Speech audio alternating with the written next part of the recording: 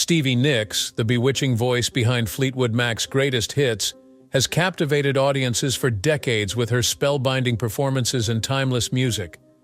From her tumultuous relationship with Lindsay Buckingham to her unforgettable solo career, Nicks has lived a life as dramatic as the lyrics she sings.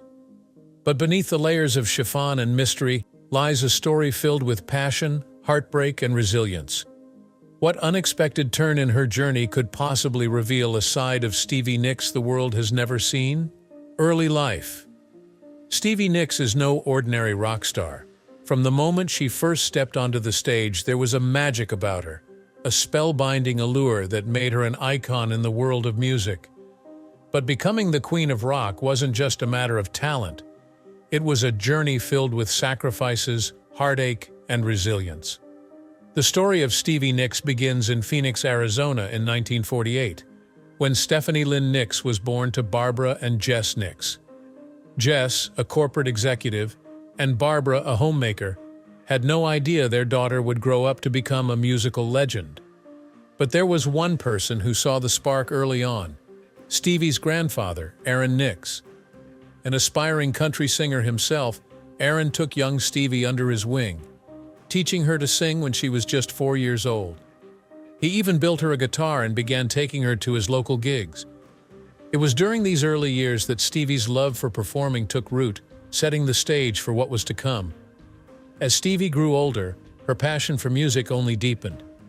By the time she was in 6th grade, a tap dance performance had convinced her that she was born to be on stage. That feeling only intensified when she attended Menlo Atherton High School, where she had a chance encounter that would change her life forever. The meeting with Lindsay Buckingham. It was at a party in 1966 when Stevie first met Lindsay Buckingham, a high school classmate who was singing at the event.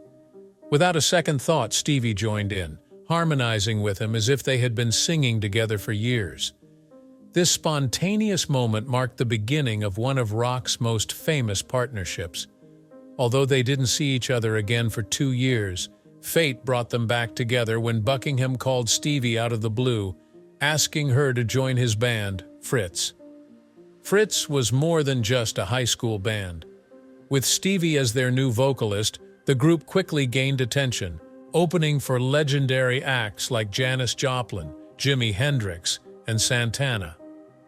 But the band's success wasn't enough to keep it together, and Fritz eventually disbanded in 1971. Yet Stevie and Lindsay's musical journey was far from over. They formed a new duo, Buckingham Nicks, and began working on their debut album. In 1973, Buckingham Nicks released their self-titled album under Polydor Records. Despite their hopes, the album didn't achieve the success they had anticipated, largely going unnoticed by the public.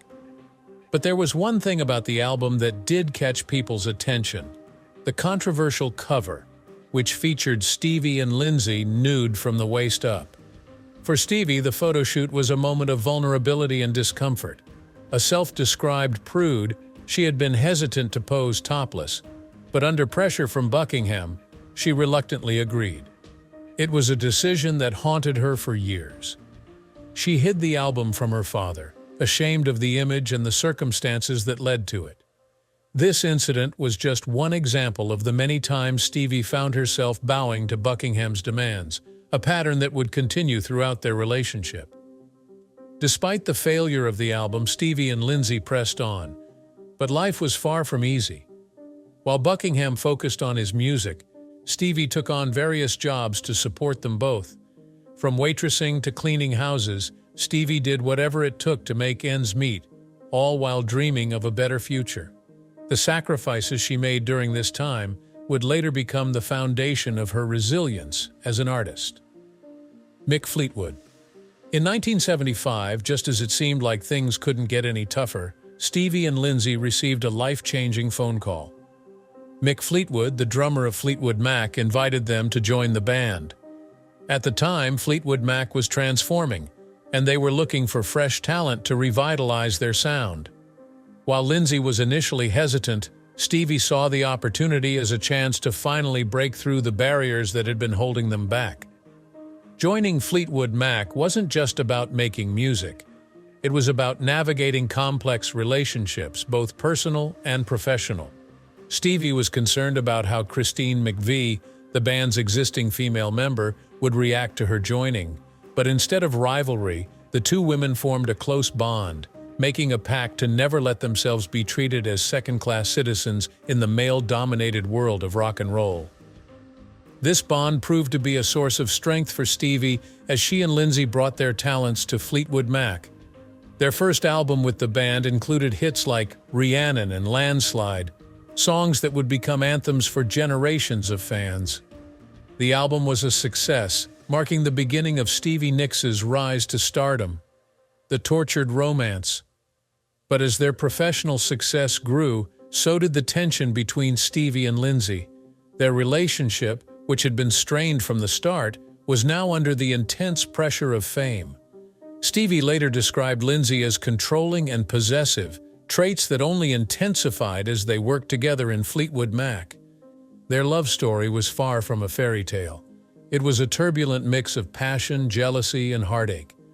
The cracks in their relationship became increasingly visible, especially after the release of Fleetwood Mac's iconic album, Rumors. The album, which was inspired by the band members' personal turmoil, including Stevie and Lindsay's breakup, became one of the best-selling albums of all time. Yet behind the scenes, the emotions that fueled the music were tearing the band apart.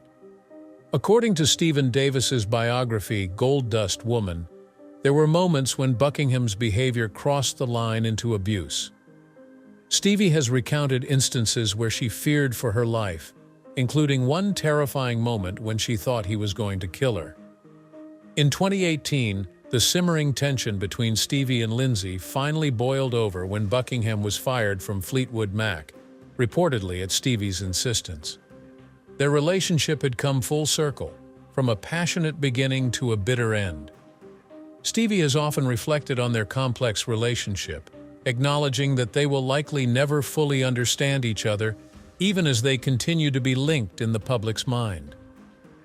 Relationships. During the recording of Rumors, the band was at the height of both their creative powers and personal turmoil. Stevie had just ended her relationship with Lindsay Buckingham, while Mick Fleetwood was navigating the wreckage of his marriage. Amidst this emotional chaos, Stevie and Mick found themselves drawn to each other, both seeking solace amid their heartbreak. What started as a moment of comfort quickly turned into a brief affair that left both of them shocked and regretful. Stevie later confessed her horror at the situation, admitting that she never expected it to happen. Mick was married with children, and the affair threatened to unravel not only their personal lives, but also the very fabric of Fleetwood Mac. Realizing the potential fallout, they ended the relationship before it could destroy everything they had worked for. As her affair with Mick Fleetwood came to an end, Stevie found herself in the arms of Don Henley, the founding member of the Eagles. Their romance began in 1977, just as Fleetwood Mac was promoting Rumors. Henley introduced Stevie to a world of opulence and excess, a lifestyle she quickly adopted. The Learjets, presidential suites, and extravagant spending became a part of her daily life, thanks to Henley's influence. However, this lavish lifestyle came at a cost. Stevie's relationship with Henley, though passionate, was marked by excess and ultimately unsustainable. The two eventually parted ways in 1978, but their connection remained. Henley even joined Stevie on her debut solo album, Belladonna, for the duet Leather and Lace, a song that would become one of her most beloved hits. Their bond was not without its complexities. During their relationship, Stevie became pregnant but chose to have an abortion, a decision that weighed heavily on her. She later revealed that if she had kept the baby, it would have likely meant the end of her career with Fleetwood Mac. The song Sarah, which appeared on Fleetwood Mac's 1979 album Tusk, was deeply personal for Stevie. Though Henley claimed the song was about their unborn child, Stevie later clarified that it was inspired by both her pregnancy and another woman named Sarah, who would go on to marry Mick Fleetwood. Stevie's love life continued to be as complex and secretive as her music. In the early 1980s, she began dating Jimmy Iovine, the co-founder of Interscope Records and the producer of her first solo album. Iovine played a crucial role in shaping Stevie's solo career, helping her craft the sound that would make Belladonna a success. Their relationship, however, was kept largely under wraps, as Iovine was also working closely with Tom Petty, another of Stevie's close friends and collaborators. The secrecy of their relationship added to the tension, but it didn't stop them from falling for each other. Stevie even moved in with Iovine just 10 days after they started working together. Despite the intensity of their connection, the relationship was short-lived, though they continued to collaborate professionally for years. In 1982, Stevie's life took a tragic turn when her best friend, Robin Anderson, died of leukemia. Robin's death left Stevie devastated, and in her grief, she made a decision that would later haunt her. She married Robin's widower, Kim Anderson. Stevie's marriage to Kim was not born out of love, but rather a sense of duty and overwhelming grief. She felt responsible for Robin's newborn son, Matthew, and believed that marrying Kim was the only way to care for him. However, the marriage was doomed from the start. Stevie soon realized that their union was a mistake, driven by emotions rather than true affection.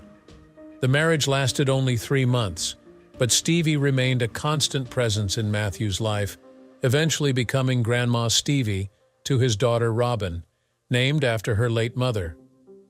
Amidst the turbulence of her relationships, Stevie found what she called the greatest love of her life in Joe Walsh, the guitarist for the Eagles. Their relationship, which lasted from 1983 to 1986, was intense, passionate, and ultimately self-destructive. Stevie described their connection as instantaneous, recalling how she fell into his arms the moment they met. Despite their deep love for each other, their relationship was marred by their shared struggles with substance abuse. Joe eventually left for Australia, telling friends that one of them was going to die if they stayed together. Stevie was heartbroken, and the breakup took a heavy toll on her. She later admitted that she never truly got over Joe Walsh, feeling that he was the only man she ever truly loved. These shattered relationships left a lasting impact on Stevie Nicks, shaping her music and her life. Battle with addiction. The early 1980s were a whirlwind of success and excess for Stevie, but the darker side of fame soon began to take its toll. Cocaine was the drug of choice for many rock stars of the era, and Stevie was no exception. By the time Fleetwood Mack was riding high on the success of Rumors, Stevie's cocaine habit had taken root, becoming an inescapable part of her life. The drug fueled her performances and kept her going during grueling tours, but it also began to erode her health and well-being. Stevie's cocaine use escalated throughout the 1970s and early 1980s, reaching a point where it was no longer just a habit but a necessity. She has often spoken about how easy it was to fall into the trap of addiction during that time, with everyone around her doing the same. The rock and roll lifestyle was glamorous on the surface, but underneath, it was tearing her apart. By 1986, the effects of years of cocaine abuse were becoming impossible to ignore. Stevie discovered that she had burned a hole in the septum of her nose, a shocking wake-up call that something had to change. Her family and friends, including close friend Tom Petty, were deeply concerned. Petty later confessed that he wouldn't have been surprised if he had received a call saying Stevie had died. It was clear that if she didn't get help, the consequences would be dire. Faced with the reality of her situation, Stevie made the brave decision to check herself into the Betty Ford Clinic in 1986. It was a turning point in her life, marking the beginning of her long journey to recovery. The experience was intense and challenging, but it also gave Stevie the clarity she needed to start healing. However, the battle was far from over. After leaving the Betty Ford Clinic, Stevie found herself facing a new challenge. Her psychiatrist prescribed her Klonopin, a tranquilizer meant to prevent her from relapsing into cocaine use. Instead, the drug became a new source of torment, leading to years of dependency that sapped her creativity and vitality. For nearly a decade, Stevie struggled with the effects of Klonopin, which left her feeling disconnected from her music and her life. The drug also caused her to gain a significant amount of weight, which the media scrutinized mercilessly.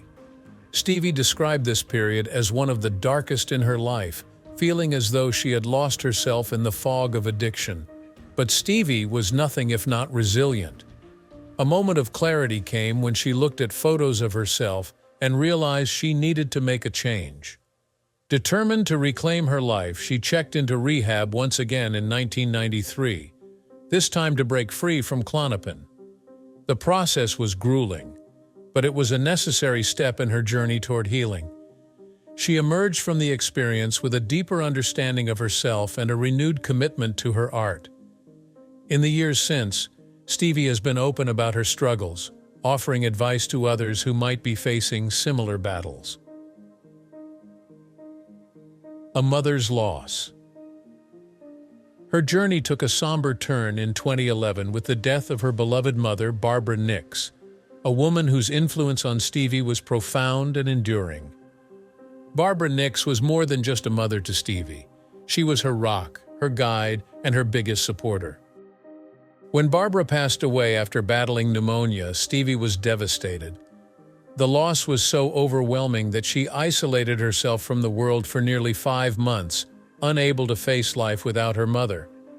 But even in death, Barbara's presence remained strong. Stevie has spoken of how she felt her mother's spirit with her, guiding her through difficult times and even offering advice, like warning her about the dangers of drinking too much Gatorade when she was suffering from acid reflux.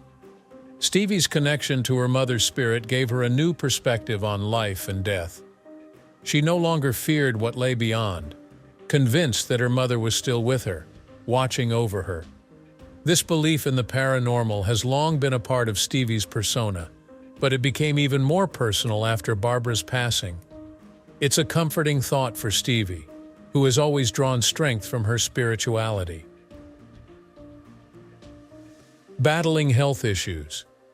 While Stevie was grappling with the emotional toll of losing her mother, she was also dealing with a series of health problems that threatened to derail her career. For years, Stevie had been living with the Epstein-Barr virus, a condition that caused severe fatigue and throat inflammation, making it difficult for her to perform. The virus, which she believed was linked to faulty breast implants she received in the 1970s, has been a persistent challenge in her life. In 2019, just after being inducted into the Rock and Roll Hall of Fame for the second time, Stevie's health took another hit. She was hospitalized with double pneumonia and asthma, a frightening experience that left her shaken. This wasn't her first bout with pneumonia. She had battled it before in 2011. But this time, the illness made her realize just how vulnerable she was. The experience prompted Stevie to become an outspoken advocate for taking health seriously, especially in the face of the COVID-19 pandemic. She warned that the virus was deadly, particularly for those with compromised lungs like hers. Stevie's words carried weight, especially given her own struggles with respiratory issues. In July 2024, Stevie faced yet another health scare that forced her to postpone several shows on her UK tour. What was initially reported as a leg injury turned out to be a severe infection that required emergency hospitalization. The infection was so serious that Stevie had to cancel her Glasgow show just hours before she was set to perform, a rare move for the seasoned performer. Despite the setback, Stevie was determined to finish her tour.